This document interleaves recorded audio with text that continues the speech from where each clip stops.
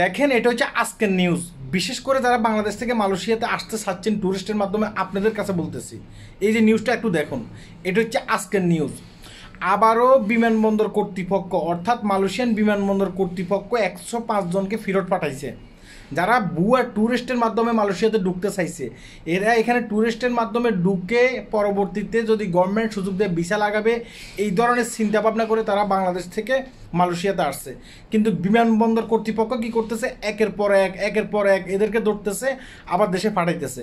আবার এদের ভিতরে কিছু লোক আবার আসার চেষ্টা করতেছে। আবার দালাল, বাংলাদেশে থাকা যেসব দালালেরা আছে, দালালেরা এদেরকে বুঝাইতেছে ট্যুরিস্টের মাধ্যমে তুমি চলে যাও, কোনো সমস্যা নেই, সেখানে গিয়ে তুমি কাজ করতে পারবা।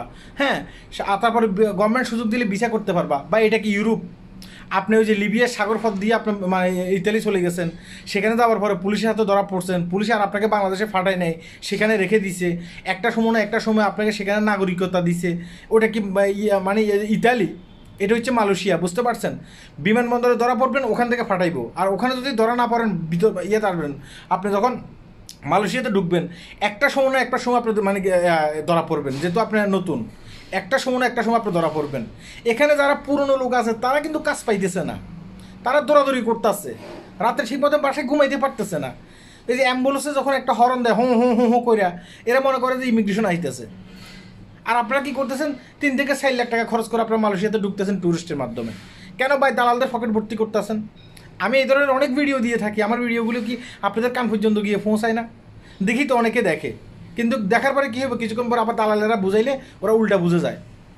আপনি কেন ভাই যে ট্যুরিস্টের মাধ্যমে মালয়েশিয়াতে ঢুকতে চাইবেন, সাগরপথ দিয়ে মালয়েশিয়াতে ঢুকতেছেন? এখানে যারা অবৈধ আছে তারা আল্লাহর কাছে কান্ডাকাটি করতেছে প্রতিনিয়ত, হে আল্লাহ যেন ইমিগ্রেশনের হাতে যেন আমরা ধরা না পড়ি।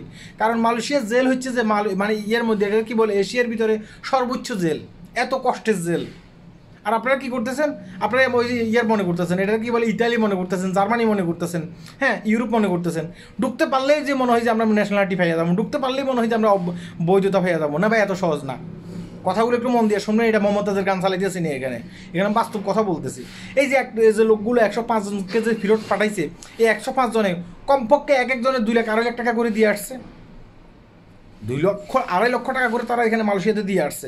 এই যে তারা যে চলে গেছে, এখন দালাল কি বলবে, আমাদের কোনো দায়বদ্ধতা নাই, আপনারা সেখানে ধরা পড়ছেন, কেন ধরা পড়ছেন? তার জন্য তো আমরা দোষী না। দালাল এভাবে বলবে। এখন 2 লক্ষ 2.5 লক্ষ টাকা কার লস হয়েছে? আপনার লস হয়েছে। কার লাভ হয়েছে? দালালদের লাভ হয়েছে। আমি শুনতেছি যে মালয়েশিয়াতে গভর্নমেন্ট ভিসা চালু করবে, তখন আসবেন আপনারা, আসবেন যদি আসতে পারেন। কেন ট্যুরিস্টের মাধ্যমে আপনাকে ঢুকতে হবে? আপনি ট্যুরিস্টের মাধ্যমে ধরেন 2 লক্ষ টাকা দিয়ে ঢুকছেন, মালয়েশিয়াতে ঢুকে পড়ছেন। ঢুকার পরে যদি গভর্নমেন্ট আবার সুযোগ দেয়, আবার ভিসা লাগাতে হলে আপনাকে 8,000-9,000 রিঙ্গিত লাগবে। তখন লাগবে আবার আপনার 2 থেকে 2.5 লক্ষ টাকা। তখন কি হইতেছে, মোট আপনার খরচ হয়ে গেছে 5 থেকে 6 লক্ষ টাকা আপনার খরচ হয়ে যেতেছে।